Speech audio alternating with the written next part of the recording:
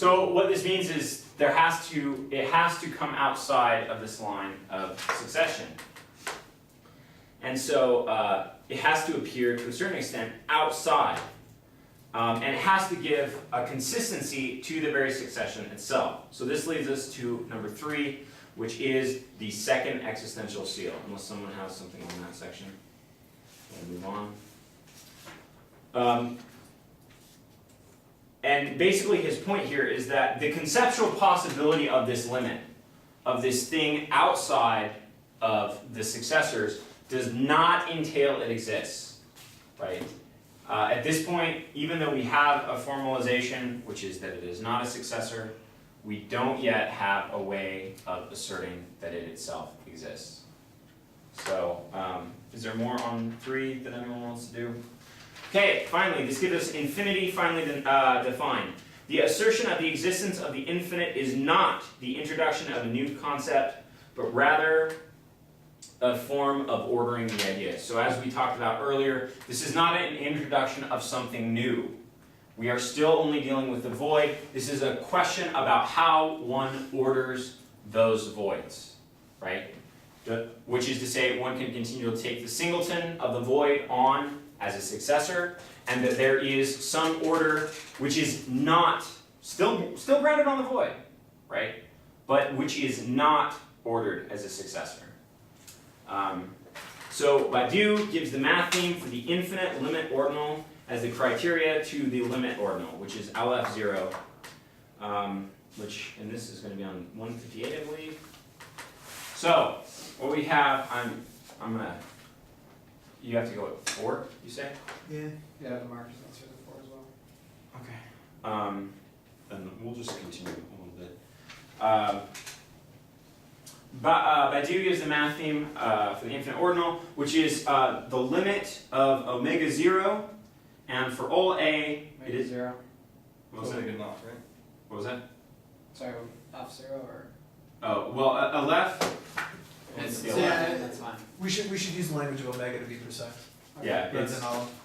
yeah. Let me, because those will come into play with the cardinal. Yeah.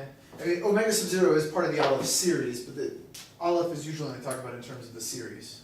Aleph. And then you can actually talk about this Aleph series. Do you know how to write the weird Aleph N? Yeah, the Aleph. Yeah, I don't know how to write.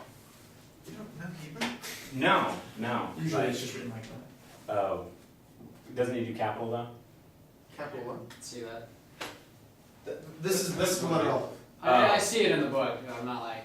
Oh, okay. Yeah. Anyway, that's. There's no capitals or lowercase. Oh, Here. well, that explains the Middle East problem. So what we have is the Aleph, which talks about the series. It will later come to know that that's the series of the infinite. Right. But right now, what we have is omega 0, which also most awesome name for a band ever. Okay. Is there an actual omega 0? Hope not. Yeah, me neither. Just to smite you. Just to smite me. And spite. Okay. Split you both. Are you getting biblical because of that going on here? Okay, so what this is going to be our first infinite. So what we have is the limit of omega 0, and for all a is an element of omega 0, and I have a is not equal to the void. Implies that. That this is a successor of a. Implies that A is a successor. When you have SC, it just means whatever's in the parentheses Is is a a successor. Right. Okay. So this is the important thing, is that for everything that is not the void, but is a successor of A, it belongs to omega 0, right? So what this asserts, rigorously and formally, is that every successor of A is an element of omega 0. Like that's the conditions. Right, so this is the condition for the limit ordinal, such that every ordinal, an infinite series of successor ordinals below this limit ordinal belong to it. What this entails is it is not itself a successor, but rather it is itself the first of the infinite ordinals. And this is why it becomes the LF0. Because what you'll actually notice is that one can take the singleton of the omega 0 and get omega 1, and omega 2, and omega 3, and omega 4, on to omega n, where n is a successor. So that one can then, once again, pose a limit ordinal to the infinites, so that there can become an infinite limit to the infinite limit of the ordinals, right? So why is that important? Because there is a complete indifference between the ordinals and the infinite ordinals and the infinite of the infinite ordinals, and so on forever. So this gives us a limit ordinal, right? And for, you know, you can replace omega 0 with omega 1, and, you know, a with whatever. So this is a universal formulation. And so we get for the infinite a, if and only if a is equal to omega 0, or omega 0 is an element of a. So what this is recognizing is, yes, a could equal omega 0, right? A could equal the first infinity, or this first infinity could itself be an element of another set. So there, even right here, he's recognizing there are other infinite sets. Finally, for the finite, we have it such, for a, if and only if, a is an element of omega 0. That's it, right? This is our first limit ordinal. This is our first infinite ordinal, so that any element of this will itself have to be finite, because it is the first, or it is one of that series of the first successors from the void. Could you also, phrase that by saying it's the belonging minimal ordinal for the property of being an infinite ordinal? Yes. Okay.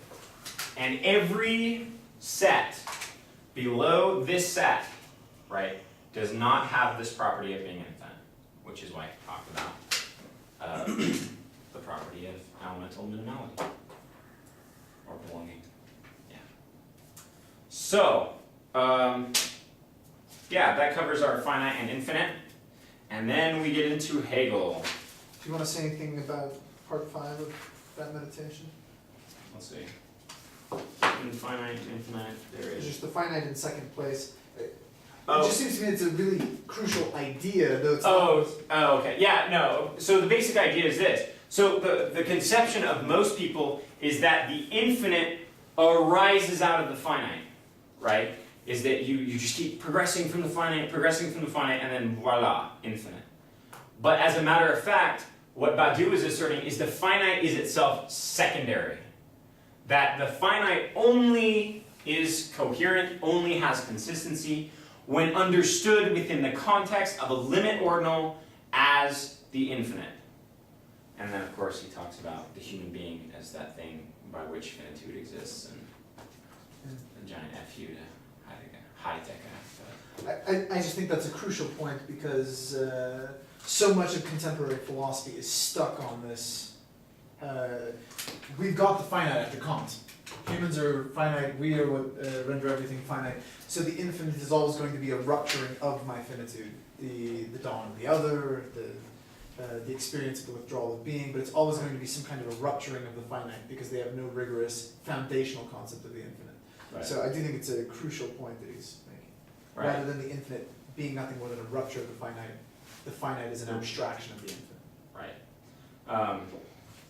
And of course, right, you see this informally in the other discourse, right, the Lacanian Freudian discourse, in which, right, it's the finite that's the horrible rupture, whereas the infinite is the endless indifference of existence. Anyway, sorry. Beckett. Yeah. All right. So should we move on to good old Hegel? My notes on Hegel aren't as well prepared, so I'm gonna just, do it live. I'll go write it. Do it live. Okay. So here's the deal with Hegel. What we have to deal with is basically the determination and pure limit and the frontier. So this is going to 162. The passage from the pure limit to the frontier forms the resource of an infinity directly required for the point of being. So these are the concepts that are going to be deployed here. So the question is, well, what is the finite, right? From where does the finite arise, and then ergo, where does the infinite arise, right? In every single thing, the finite is linked to the infinite in that every concrete determination determines itself against what it is not. And this very determination of itself against what it is not posits a frontier, but by the very positing of this frontier, right, this is internalized into the thing which has its determinate existence. Ergo,